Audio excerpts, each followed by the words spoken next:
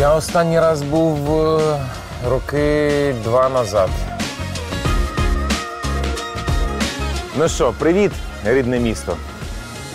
Вперше приїжджаю сюди з бронежилетом, але все в житті буває вперше.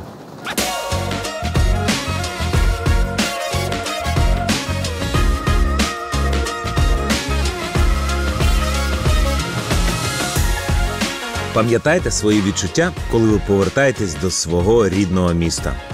Міста свого дитинства.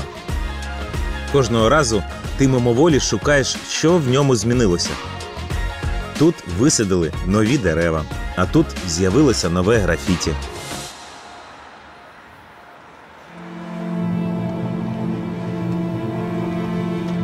Та якщо повертаєшся до рідного міста, коли навколо триває війна, змін якось занадто багато. І від більшості з них стає сумно. Але трохи проїдеш і знову гарний настрій. Мене часто запитують, що відбувається з туризмом під час війни. Так я вам скажу, він не лише існує, він ще й розвивається. От, наприклад, в Запоріжжі з'явилася нова цікавинка.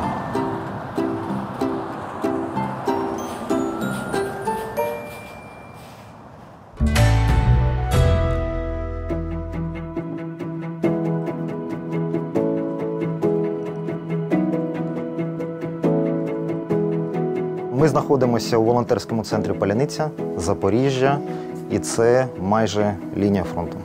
Друзі, так, це вам для розуміння, наскільки близько Запоріжжя знаходиться до оцієї червоної лінії.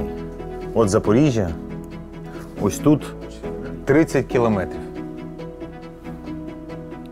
Навіть менше. А ось тут квартира моя. Близенько.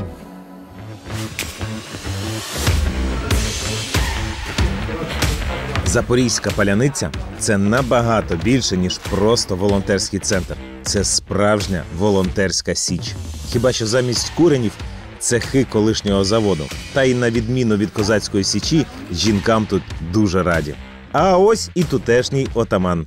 Він розповість, як все починалось і у що перетворилось. 25 лютого ми з Геною, там, власником тої майстерні, приїхали сюди і удвох зробили перші 4 протитанкові їжі. Перші 4. Зробили отак от фотку. Я написав, хто хоче допомогти сталью чи руками, приходьте. Наступний день прийшло 50 людей. Я зробив фотку, нас 50. Приходьте, хто хоче.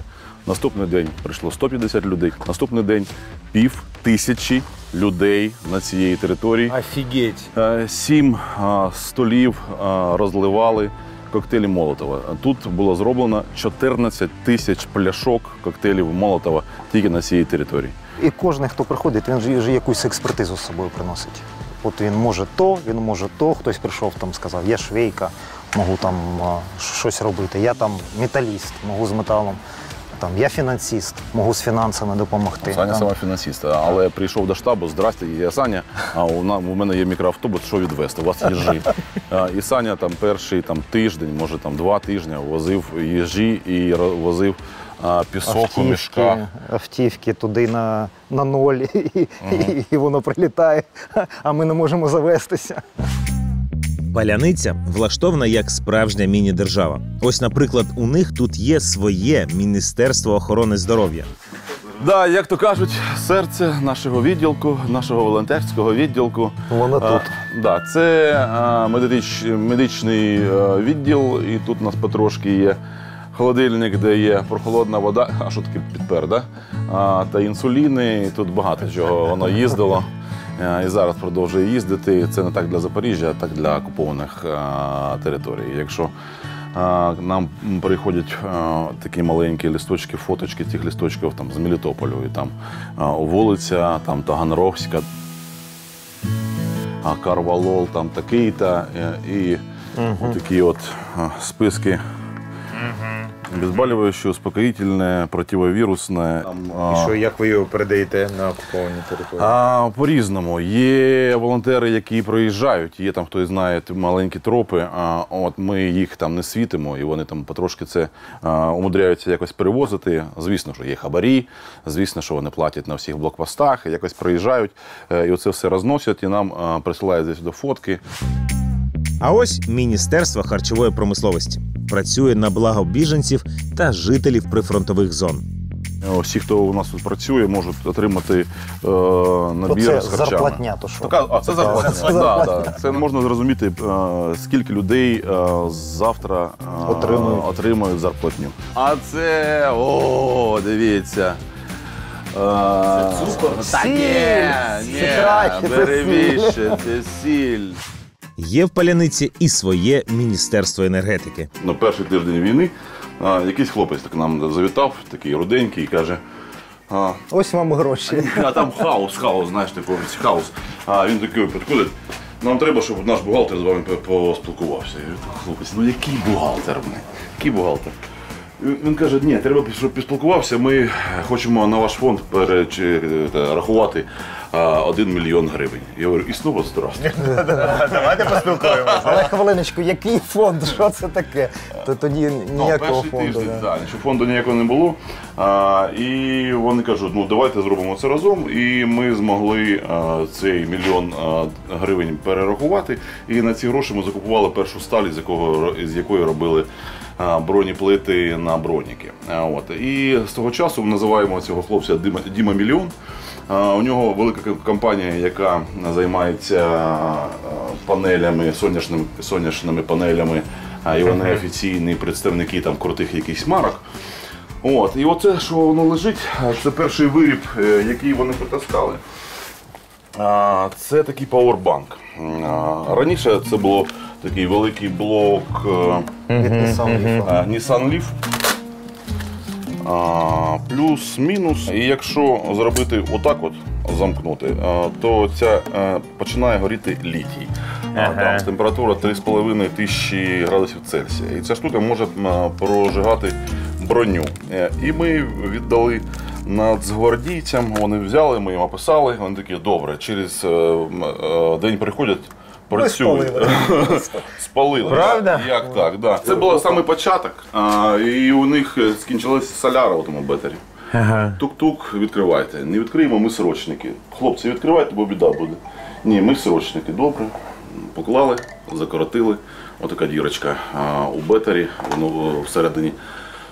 Троє срочників закінчилися там же, а бетер на ходу заправляє, доїть. Оці ще перші акуми в нас навіть доїжджали до Маріуполя. До Маріуполя вони працювали на Азовсталі. Ну, а звідси до Азовсталі багато що їздило. І перший зв'язок на Азовсталі з'явився, тому що ми видавали хлопцям Starlink. І так вийшло, що Запорізька обласна військова адміністрація перерозподіляла скільки там, 5 старлінків, мабуть, перші, а до нас приїхало 90. І ми, хлопець майор взяв на себе і заніс до Маріуполя. І один з перших зв'язків, який був з Маріуполя, він був через той старлінк, який звідси пішов. І отаку штуку ми змогли зробити. Там батарея, і вона може 2 розетки 500 Вт кожна. Можна отак заряджати, можна отак заряджати, можна отак заряджати. Саме розробили цей рюкзак. Харків'яни нам допомагають його шити. Це отвор для того, щоб він заряджався. Тут інвертор. Ну і така штука собі. Дуже потрібна річ. Дуже потрібна річ. Це клас школи дронів. З травня ще воно почало працювати. Вони опрацьовують всі техніки на полігоні. Наша школа. Тому що так, зібрали кошти, купили там якийсь дрон. $8 000. Ну, дурні гроші. Скільки там в гривнях зараз там? Ну, 240, ну, $250,000 гривень один дрон. Взяли, 2 дні вилетіли, загубили дрон. Загубили, череп відтиснув чи щось. Ну, нема науки, нема знань, як А це іноді навіть, знаєш, вони через кілька тижнів телефонують і починають задавати такі питання, і ти розумієш, що от червона кнопка, то на що? От 2-3 тижні він в них лежав. І тоді ми прийняли рішення, що окей, тоді спочатку школа, підтвердження кваліфікації, і тільки потім буде дрон. А тепер переміщуємося на інформаційний фронт. Тут окупанта нагинає та принижує найвідоміший найвідоміший запорізький блогер Тайлер Андерсон.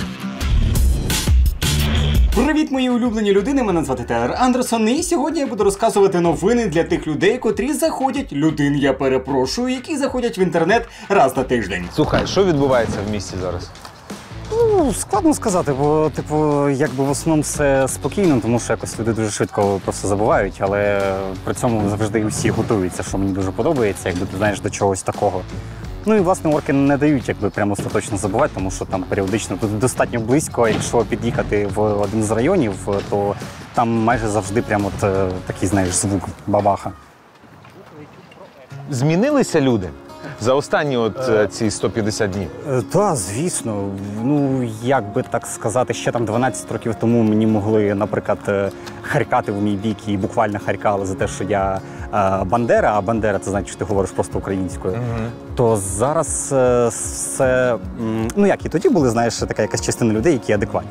А зараз частина цих адекватних, вона якби розправила, розправила крила, і їх значно більше. Всі ходять в футболочках, усі «Добрий вечір, я з України», у всіх на рингтонах уже одна та сама мелодія, усі так різко поставали мегапатріотами. Забули про той факт, що російська мова нам здавна саме нав'язувалася через вбивства, репресії та інші дуже неприємні речі. Тепер же Росія тими ж методами, що вкрай іронічно відроджує в українцях бажання говорити українською мовою. Культурно-соціальне життя залишилось в Запоріжжі, чи просто всі або виїхали, донатять, або поїхали? В основному все залишилось, якщо не рахувати, що у нас мій улюблений кінотеатр зараз в принципі не існує по причині, що його розхуяла русня, то в принципі все клас. Концертів, мабуть, то я не помічав ніяких, бо у нас в основному на афішах всіляка, знову ж таки, якась чи то русня, чи то русиподібні якісь типи, на які крінжово взагалі ходити, але, навіть якби була якась концертна діяльність, я б не рекомендував би туди ходити, тому що це просто скупчення людей. Багато людей виїхало? Я можу судити тільки по кількості машин. Кількість машин прямо зменшилася, але я не можу зрозуміти, це через те, що люди виїхали, чи тому що бензину просто стало мало, бо брак. Бо в перші дні тут була така легка паніка, і знаєш, ще особливо, коли відключали ці світлофори, то от машини як мурашки були. Я навіть не знаю, чому не було масових аварій. Мені здається, коли включили світлофори, то було аварій більше, ніж тоді. Можливо, якось працював інстинкт самозбереження, який зазвичай в запоріжців спить. А зараз, бачиш, уже люди на лавочках сидять, читають. Пляжі переповнені, хоча є пряма заборона, щоб туди не ходити, не гріти свої сраки. Ось. І це вже, мабуть, бажання жити, не сидіти вдома, можливо, переважає почуттям самозбереження. Але нехай. Сам факт, що, таке враження, що все пройшло. Буває таке часом. Тільки не тільки новини. Спеціальне відео для тих, хто шукає в інтернеті, щоб такого подивитися, поки не остигло. Україномовний Ютуб. Він. Знаю такий. Існує.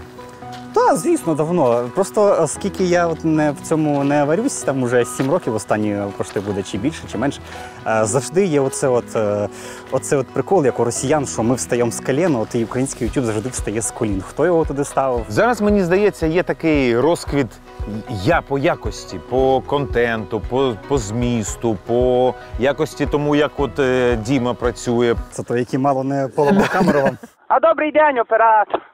Я теж оператор. Якщо вже особливо порівнювати з тими роками, коли починали, коли все було, таке, знаєш, ніяке, дерев'яне, то зараз просто шалений ріст. Що з твоєю аудиторією? Збільшилась, зменшилась? 1030 за останні декілька місяців у нас додалось. Ми ж просто робимо не просто там русські зробили то. Ми робимо це із приколами, щоб людям було смішно. Який гумор є, такий використовує. Навіть попри те, що Крим Україні поки що не підконтрольний, це не заважає ЗСУ відкривати там регулярно філіали із виробництва бавовни. Ми також дуже підросли. У нас є розквіт, ми зробили свій мерч. Мерч дуже красивий, мені дуже подобається. Класний. Мова, зброя. Мова, зброя. Я навіть прочитав майже з першого разу. Це тобі? Це, мабуть, із тих часів, знаєте, коли український ютуб був бідний, і ми всі раділи одягу. Нарешті. Правда, я помітив, що дуже мало хто дарує штани, але... Праворуч від нас ви можете бачити пральню. У цієї пральні можна фотатися. У цієї пральні ми прямо білизну. Як вірно? Пруть? Пруть, да, оці пральні пруть. Вони не можуть, щоб не перло. Вони пруть білизну, і цю білизну ми потім офарбуємо і робимо І от маскувальні якщо сітки. Зараз ми поїдемо зліва. у відділок фарбування.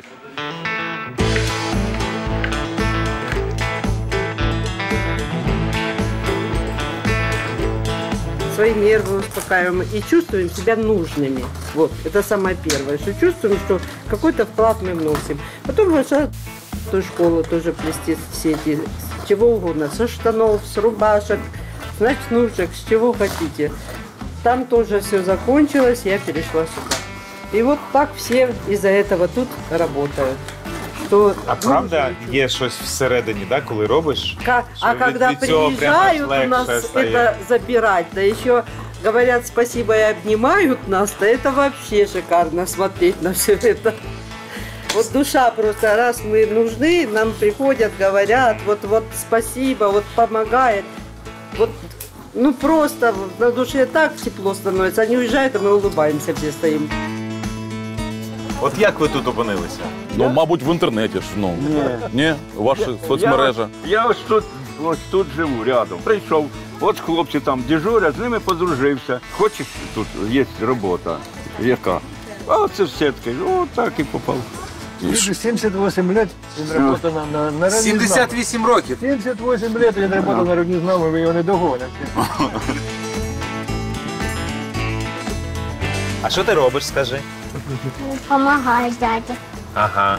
А що з цього буде? Кікімер. Кікімери робиш. Скільки років тобі? 5,5. Всі мої. А як тебе звуть? Емілія. Емілія. Крута помічниця. Це дуже складне завдання, нелегке. Бачите, це треба так. Сіточку натягуємо на рамочку так спеціальну. І кікімори зберігають комусь життя. А ті, хто одягають їх і захищають нас. Тут живемо завдяки тому, що хлопці нас захищають, і ми для них робимо все, що можемо. А це найбільш ласий та важливий шматок паляниці. Цех, де робиться надсекретне озброєння для нашої армії. Це то, що не можна показувати. Але можна знімати. Це фальш-позиції, так. Да. Це гармати, які ми хлопцям відправляємо. Що ти маєш на увазі, Фальш? Ну, ми робимо, це ж ствол, це ж гаубиця, ти бачиш. 152-го калібру. І отаку гаубицю 3 доби орки намагалися розхірячити ту пластикову гаубицю під це в Сєвєродонецькому. І 4 касети граду пішло на оцю хер. І ми це робимо з задоволенням. Міномети, бачиш, на постійній основі.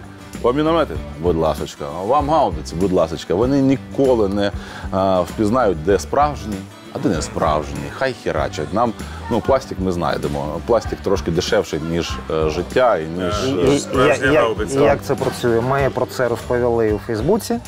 А, нам кажуть, о, ви що? Ви розсекретили, нас всіх зараз Путін нападе.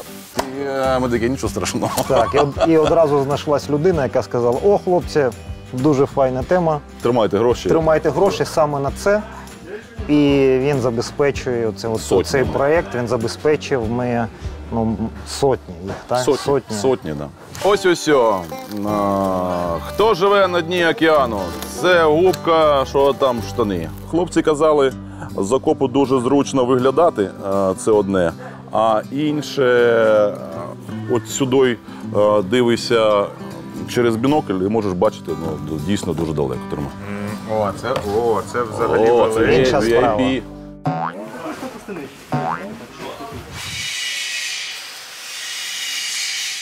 Буквально найважча частина роботи паляниці – це виробництво броні для наших військових. Це 3 березня, ми почали 3 березня. І... Ну, в Запоріжжі нічого не було, ні на якому підприємці, ніякої бронесталі її не було, від слова зовсім. І потім була легенда про те, що ресори можуть зупиняти кулю. І ось ми почали звозити усі ресори з усього міста. І почалось. Ми звозимо, стріляємо, вибраковуємо, не те, варимо, не те, пробиваються шви. За 2 неділі ми зробили ті пластини, які тримають. На згадку про те, ми зробили бронік для крупного хлопця. А це наша еволюція. І скільки ми їх робили, скільки ми їх відстрілювали, зварювали. Одна, друга, інша, така сталюка, така. Боже, яка тяжела. Важка, да. Це Дуже що? важка. А, тут імбрі. А починалося все з це сталь 3. І хлопці такі штуки носили, тому що зовсім нічого не було. 3 клас – це звичайна куля калібру 5,45. Але, на жаль, російськими Збройними силами використовується інша куля 5,45 ПП, посилена. От можна побачити, там Хардаx 450. Ой, дуже дорога сталь, 5,45 ПС, звичайна куля, 10 метрів. Фу, до побачення. Ну, ми, коли починали, ми зовсім нічого не знали. Не про кулі. Раніше взагалі про бронежилети ніхто нічого не знав.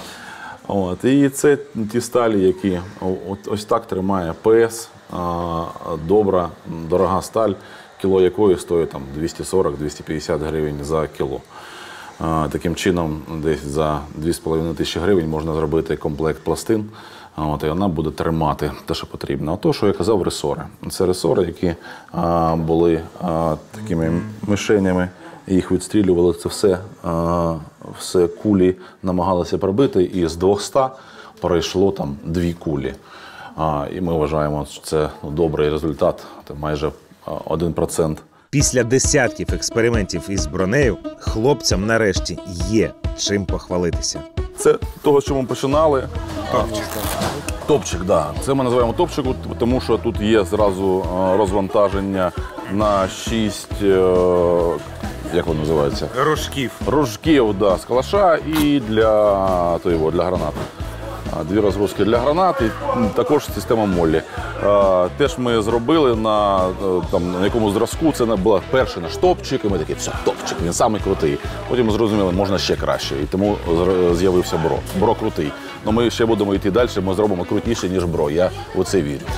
Хлопці та дівчата з Паляниці шиють амуніцію, роблять польові бані, польові ліжка, знаходять авто для підрозділів на передовій. Вони кожного дня роблять речі, які не під силу цілій державі. Як так може бути, що волонтери закривають величезні потреби, які має закривати держава? Тому що зазвичай це скоріше і менш бюрократії. Нема в цьому якогось бляха-муха, чому ми? Давай ми допомагаємо хлопцям, ми робимо якісь справи, але чому ми маємо перевести то-то. Невже в нас нема держави? По-перше, тому що можемо. А по-друге, ми робимо це швидше. І по-третє, так, ми задаємо це питання усей цей час. І у нас за метою стоїть зробити так, щоб держава запрацювала. І ми намагаємося своїми діями і своєю системністю зробити так, що отримуємо допомогу добре, але ми візьмемо у частини лист, і там, де буде написано, нам не видали, нам держава не видала. І тому дайте нам, будь ласка. І ми збираємо тих листів, таку купу. І ті, як їх називати? Можновладці, які сидять і нічого не роблять, по тих листах починають працювати, ця машинка потрошки розкручується. Ми розуміємо, що зараз ми вже менше видамо їжі солдатам, тому що система запрацювала. Ми розуміємо, що вже менше запити по бронікам, тому що броніки їм видають. Може, не такі круті, як ми робимо, але видають. І потрошки цей вал розкручується, і це наша ще одна мета. Не тільки робити те, що ми можемо. І ми хочемо заставити робити систему, щоб вона працювала, як має працювати. А хочете прикол? Минулого разу ми їли рябчика і ще пожартували. Зверніться до нас, рябчик, будемо знімати вам рекламу. І що ви думаєте? Вони звернулись? Тож зараз буде невеличка рекламна інтеграція. Рябчик – це куряче філе, нарізане тонкими слайсами та дбайливо висушене. максимально поживний перекус. Містить більше 70% білків та 0% вуглеводів. Без консервантів, домішок та барвників. Курячі слайси рябчик довго зберігаються, їми легко наїстись і взагалі дуже зручно брати з собою в подорожі. А ще класно, що ми можемо рекламувати те, що нам самим дуже подобається. Жека, залиш мені соєвим соусом, вони найсмачніші. Наступний наш герой примудряється відстоювати країну одразу на двох фронтах. І на справжньому в окопах, і на інформаційному на своєму каналі в Ютубі. Знайомтесь, це військовий блогер Тарас Білка. Добрий ранок, ми з України. Не з цим єбчим. Зранку я намагаюся з психологами, які мені допомагають аналізувати психоемоційні стани, а ввечері записую хроніки війни, щоб нічого не забути. Не з цим стоїм. Не з цим стоїм. Це вже 105-й день війни, 125-й день війни. Знищуючи тотальних шкідників, абсолютне злом, біомусор, створений по халатності якимись недолугими вченими. Русські, вони називаються русські. Ти зараз тільки повернувся, да? От на скільки один тебе день. не було? На один день? Так. Да. На один день. О, я не знаю, скільки мене більше місяця не було, так? Да? Так, більше місяця. Блін, на один день і витрачаєш час на нас. Ну ж, ні, це важливо. Ти знаєш, я раніше більше дружина не дасть збрехати, у мене випадково, ні, не випадково, у мене абсолютно закономірно розвинувся комплекс, напевно, шахрая, тому що Інстаграм випадково абсолютно став популярний в окремих колах, там, в колах військових. Я в якийсь ранок прокидаюся, у мене там було 3000 підписників, я не розвивав його абсолютно. Прокидаюся, у мене там 50, дивлюся, мене репостнули там МВС, ЗСУ, офіційні пабліки. Як воно знімати на передку? Двічі на день робити мінімум. І ну, ти не сидиш в студії, ти робиш це там здебільшого. Те, що ми заїбали, дайте випуск записати. Не важко знімати, не важко монтувати. Важко те, щоб, по-перше, не зняти чогось зайвого. Я віддивляюсь дуже багато кадрів, щоб там не пролізло, щоб фон був не пізнаваний, його треба там часто змінювати. Але найскладніше стріми проводити. Я зрозумів, що на стрімах люди набагато більш відвертіші, і стріми я робив для того, щоб люди, коли ми збирали гроші на дрони, там за добу зібрав 1 200 000. Абсолютно неочікувано для мене. Я зараз до цього дійду. І я зрозумів, що в стрімах з людьми треба спілкуватися. І дружина перша сказала, що а чого ти так тупиш в стрімах? Тому ти розумієш сам прекрасно, що є монтаж, можна повирізати паузи, там як тупиш. А в стрімах я передивився один раз, я постійно... Та вів, звісно, ну я ж вертикально. Чому це заблоковано? Здрасте, поки ви дивитесь, як два ідіота в лютейшому підвалі нам не подобається. Ты уже ведешь трансляцию? Да. Так нас уже почти 60 человек смотрят. Ну, так бачиш.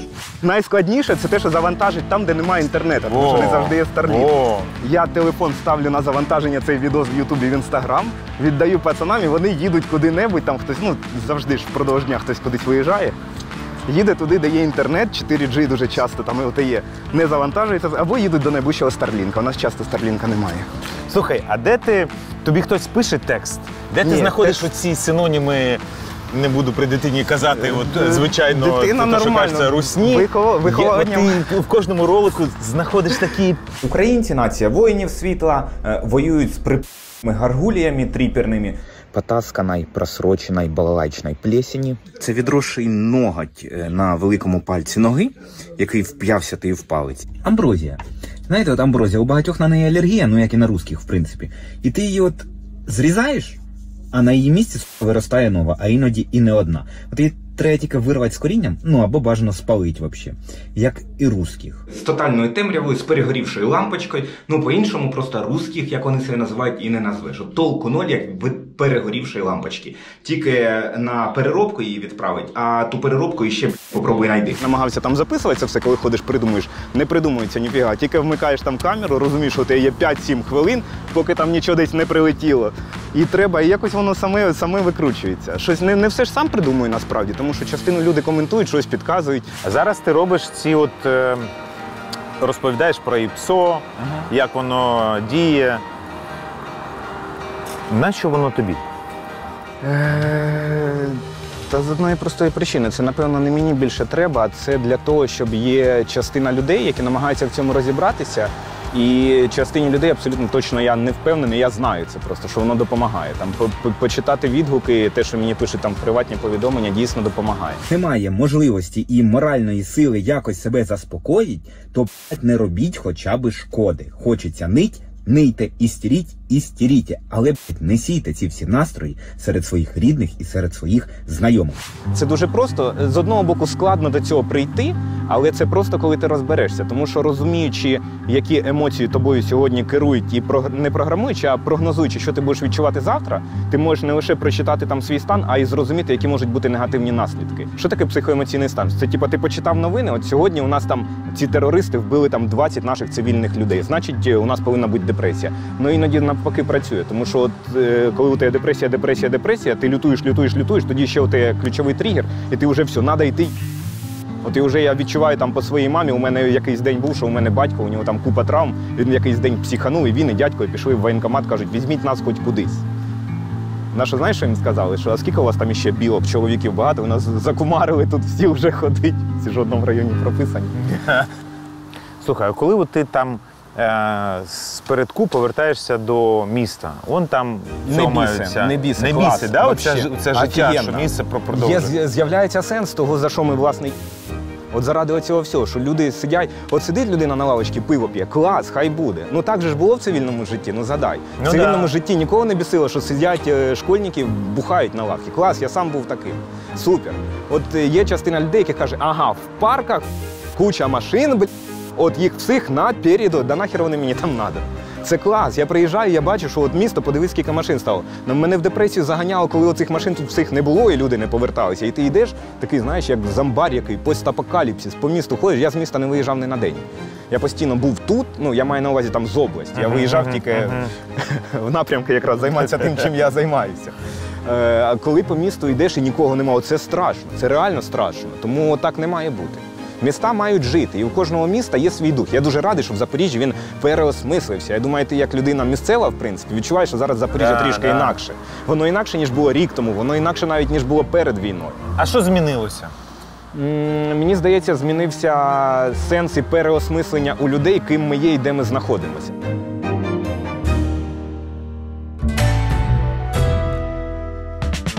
В Запоріжжі ми вирішили зустрітись з творцями дуже незвичного медіапроекту. І місце для зустрічі обрали з ними так само незвичне. Знайомтесь. Привіт. Я Катя. А я не знаю, бачить нас чи ні. Як справи? Як ти там, питаємо ми тут у Запоріжжі. Як ти там? Так, як ти там. Як ти там? Добре, наскільки це може бути у ці часи.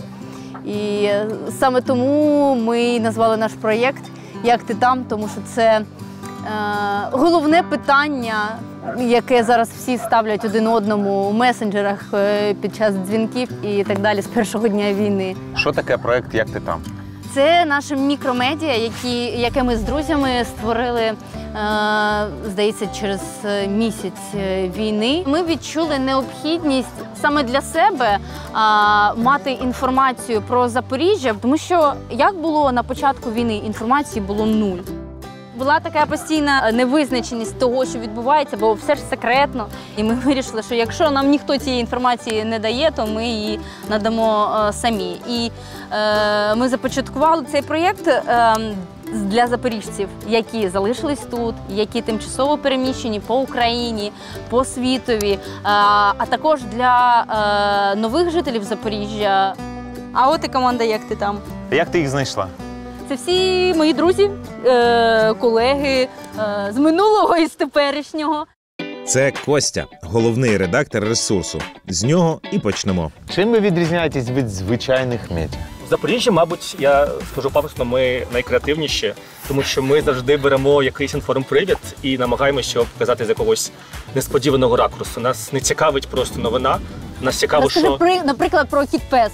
Так, кіт-пест – це, мабуть, наш був перший матеріал. Ну, багато хто в нульових молодь, там зараз ми міленіали, 30+, пам'ятають мультик «Кіт-пест». Схоже, він був на кота і на пса, усі дивувались, усі посміхались. В цьому мультику в українській озвучці кіт говорив російською, а пес – українською. І кіт іноді підсміювався, це додали наші актори дубляжу. Коли я про тебя думаю, моє собаче серце ладнее выскочить з грудей. Це не була фішка самого мультику американського, це була наша українська фішка, що кіт нібито підсміювався над псом і іноді намагався його коверкати його українську. Типу там пес каже, пішли гуляти кіт, а кіт каже, ну пойдем, пес, гуляти. Ну, тобто, і ми вирішили через це показати, що, мабуть, це як Україна, як Запоріжжя, зокрема, що ми говоримо на різних мовах, але при цьому ця істота ніколи не хотіла себе порізати. Навіть під час війни ми маємо шукати нові формати. Люди вже звикли читати все максимально просто і максимально простою мовою. Насправді, чим ближче ми до читачів, тим краще. І от в цьому проєкті ми намагаємося все спростити, сказати це нормальною мовою і пояснити історичні події через локальні контексти. Там, приміром, ми показали те, як Кіров собі обирав роботу, меншовик або більшовик, через резюме на робота.ua. Ми зробили йому 2 резюме в цьому типу, і він нібито обирає, яку резюме йому обрати: більшовик, і ти калічиш людей, або меншовик, і ти робиш революцію більш спокійно. І він обрав перший варіант. І це людьми дуже сприймається. Вони пишуть коментарі, що я хочу цю ідею вкрасти вас і десь розмістити. Ми кажемо, це залюбки. Також наступна місія, напевно, нашого медіа – це те, що ми хочемо робити Запоріжжя такимось спотом, куди захочеться приїжджати, що це буде туристична точка не тільки тому, що тут козаки, не тільки тому, що тут найдовший в Європі проспект, а тому, що тут настільки круто і різноманітно, що тут можна зранку плавати на байдарках, ввечері йти на технотусу, там десь в обід в найкращий ресторан і так далі. І це доступно, це в Україні, це тут поруч з собою, це може бути розвиток внутрішнього туризму, який став дуже популярний під час ковіду. Ми командою зібралися якось і подумали, що було б круто створити подкасти, в яких ми будемо не просто говорити про Запоріжжя, а мабуть, через якісь історичні події, які у нас відбувалися, знаємо психологічні травми, яке Запоріжжя пережило як людина, але це місто, в своєму дитинстві, підлітковому віці та у період становлення. Ми хочемо відшукати таку самоідентифікацію міста, тому що якщо там згадати про меншовартість, яку там часто нам згадували сусіди із Дніпра, там люди із Києва та Харкова, то у Запоріжжя такої чіткої самоідентифікації немає. Тобто воно не є там культурною столицею, як харків'яни вважають Харків, не є елітним там морським портом, де всі тусуються, як в Одесі і так далі. Ми застряли між козаками і індустріальним Запоріжжям, заводами, і оце ось, і немає цього. І не зрозуміло, куди ми йдемо. Саме тому ми хочемо відвести Запоріжжя на сеанс до психотерапевта, щоб воно згадало, відрефлексувало, то зрозуміло взагалі, хто воно є зараз насправді, тому що є такий тригерний момент, все ж таки, як війна. Якщо раніше це було не так важливо, наприклад, якщо порівняти там з молоддю, ти таки жив, щось робив, щось там заробляв, десь працював, десь жив, то зараз же настав той час, коли Запоріжжя точно має визначитися. Як справжня команда.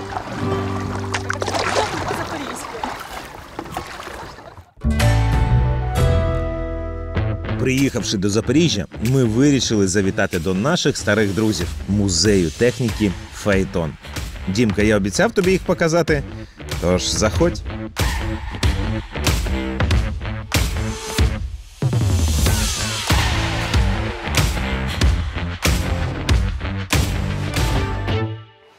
Ну що, як? Хочу почути твої відгуки. Це просто щось. Сказали хлопці, музей машин. Я сюди ще приїду, без камери. Може з камери, просто сторіс не знімаю. Це просто щось.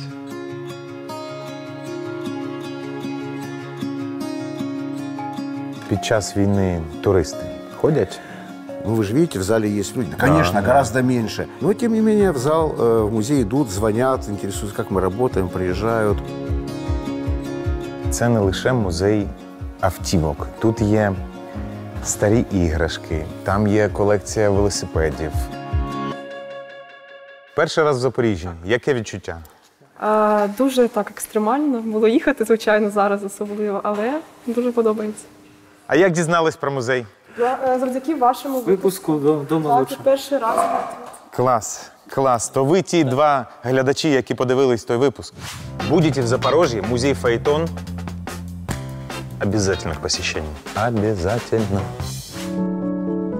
Здесь было овощехранилище. Мы специально оставили вот это стена и крыша, и оно тянулось по всей длине и глубиной 8 метров. Это было такое овощехранилище. Мы это все убрали, это все засыпали, заровняли. Вот история нашего края, вот если вот... Бердянск. Да, Бердянск. Александровск. Да, Александр, это же Запорожье, назывался Александровском, да. И вот Хортица, Кичкас, это наши районы, и поныне, которые есть, существуют. Ну, сегодня Кичкас, это называется Заводский район, а Хортица, вот Хортица навсегда. Не знаю, Заводской, не Заводской, все его накличут Кичкас и Кичкас. Ну, все запорожцы, да, Кичкас, да. Это же еще татарское название Кичкас. Да, что да. Но знаменитое такое прислів'я татарское «Сарым на кичку». А что значит? Это вперед, в атаку. Ага. Ну, тут же ж казаки, турки, тут же все ж было намешано так, что мама не горюй, я кажут, знаешь. И поэтому вот, да, Кичкас, это такое вот название осталось. А вот это вот, это крупорушка. Вот это выпускалось в нашем Александровске. А потом стали выпускать автомобили «Запорожец».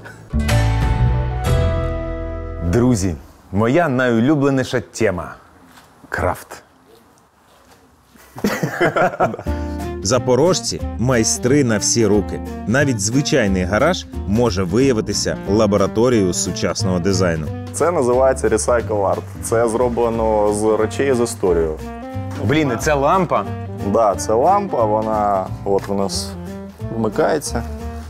Крутяк! Вона крутиться куди треба. Вигадав, зробив металеву шпицю, яку теж трошки можна підігнути. Тобто це така нормальна надійна конструкція. Це лампа біла гітара, White Guitar. Це ми якось був дощовий вечір. Ми слухали Хендрікса, пили ром, і виникла в нас з жінкою ідея спробувати зробити лампу, яка буде як контур або силует от музичного інструменту. Вона керується з пульта бездротового. Зацініть ви перемикач. Ну, це підсвітка зроблена для того, щоб можна було її як нічник поставити от на прикриватну тумбочку, да? Щоб ти не шукав там склянку з водою або телефон вночі. Слушай, я от як потенційний покупець, скільки може коштувати? Ну, наприклад, лампа-телефон до вторгнення вони продавалися десь 800 тисяч гривень. 800 тисяч гривень за витвір мистецтв? Вибачте. Да. Ця лампа була. А зараз скільки коштує, я хочу її купити? Ну, я думав поставити її на аукціон і почати теж з 800 гривень.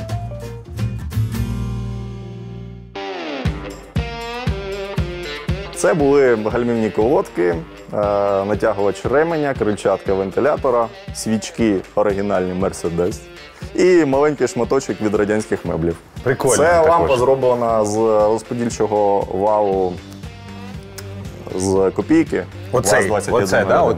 Це розподільчий вал. Ага. Він був на машині дідуся моєї жінки. В «Жигулів», особливо в перших, розподільчий вал – це був просто витратний матеріал. Через низьку якість матеріалів він виходив з ладу, не вистачало змащення, і він швидко зношувався. І дідусь, як інженер, який доробив недоробку радянських інженерів, він взяв болгарку і зробив отакі насічки для того, щоб більше мастила потрапляло на кулачки, і він довше працював, щоб він не зношувався. Це ланцюг ГРМ, і це посіль саме отут всередині стояв оцей розподільчий вал. Ага. Ця штука алюмінієва, я пофарбував її в чорний, ну і тут прикольно. На кожен свій виріб я роблю власними руками гравіювання. Да, і тут прикольно ще лампа, вона така. Я просто як побачив цю лампу, я не міг пройти повз. В мене лежав хороший шмат ланцюга. Від машини мого батька залишилася отака от лампа-переноска. Це в Запорожцях була така лампа.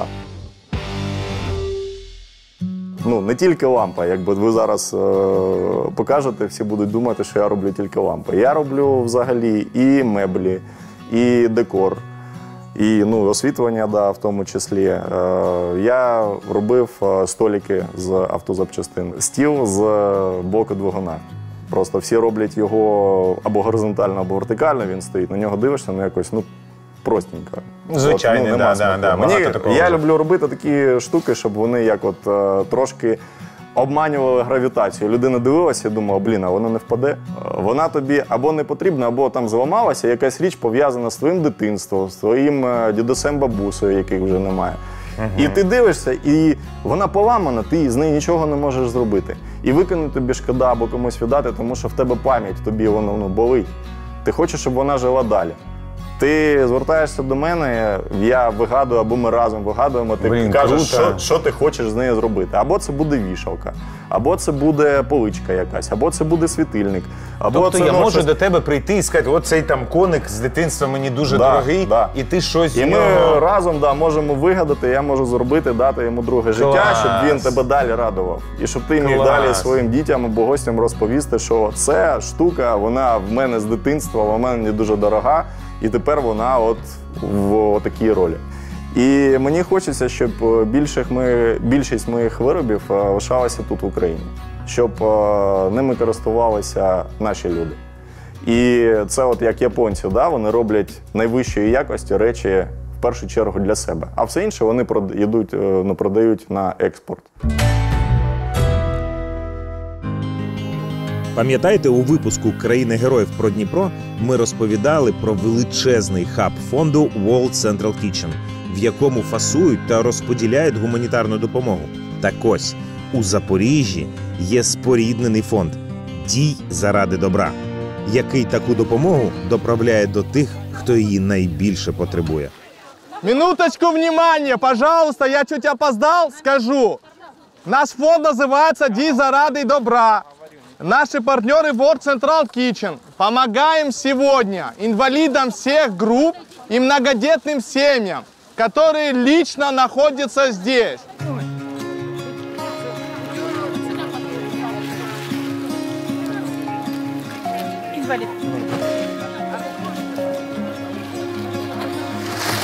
На здоровье. Там на парапете сидит бабулечка, 96 лет. Где она? Вот тут на парапете. Дайте мне пакет. Где?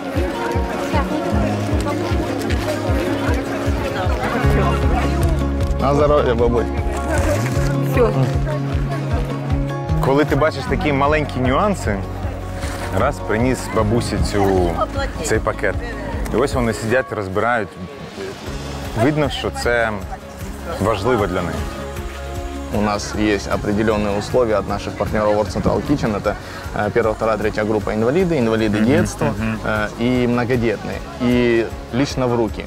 Мы не даем категориям лежачим, мы это все прекрасно понимаем, мы заранее их записываем. У нас есть человек, Витя ответственный, он записывает адреса, и мы потом ездим и, в принципе, развозим и им помогаем. Либо а скільки людей? Сегодня у нас наборов порядка 700, наверное, это мы в руки выдадим. Еще 50 у нас будет потом доставка на дом лежачих. Записываем, но сегодня у нас чуть-чуть ограничение, обычно у нас 1000 наборов. А що в самому наборі, що там є? Можно посмотреть. Можно посмотреть. Абсолютно наборы бывают разные.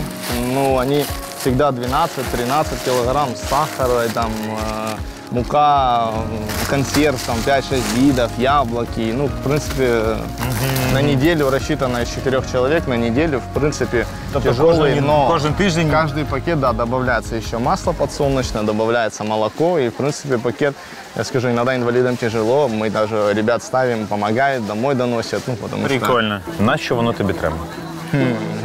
Моє любиме питання, я кажу так, з початку війни ми з другом, його, кстати, сьогодні немає, сили такі, думаю, валити з України, ні, в Запоріжжі ні, а у мене 2 хлопчиків виростають, я сижу собі, думаю, война, закончится, они вырастут и зададут мне вопрос, папа, что ты сделал, когда была война?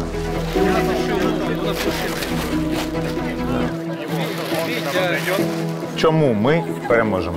А тому що чим займався ти, чим займався я, ми об'єднались і разом йдемо до перемоги. Оце.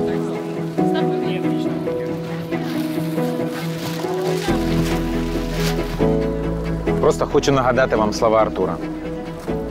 Пройде час, перемога буде за нами. Діти підростуть і спитають вас, а що ви робили під час війни?